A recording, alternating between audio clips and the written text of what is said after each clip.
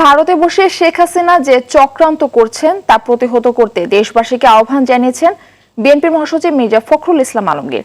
ধৈর্য ধরার কথা জানিয়ে নেতাকর্মীদের উদ্দেশ্যে ফখরুল বলেন, অধিকার প্রতিষ্ঠায় আরো যুদ্ধ করতে হবে। ফ্যাসিবাদ গেলেও তাদের দোসররা দেশে ঘাপটি মেরে আছে মন্তব্য করে সবাইকে সতর্ক করেন বিএনপি মহাসচিব। নয়াপল্টনে দলীয় কার্যালয়ে সংবাদ সম্মেলনে এসব কথা বলেন তিনি।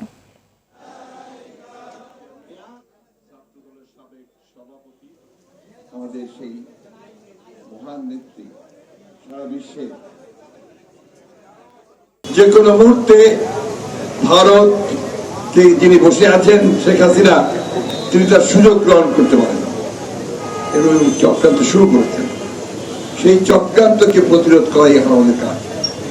এই যে আপনার কমিউনালিজমের কথা বলছেন না, সাম্প্রদায়িকতা, সংখ্যালঘু সম্প্রদায়ের উপর অত্যাচার, এসব কথা বলছে না ওরা, এটা তাদের একটা চক্রান্ত।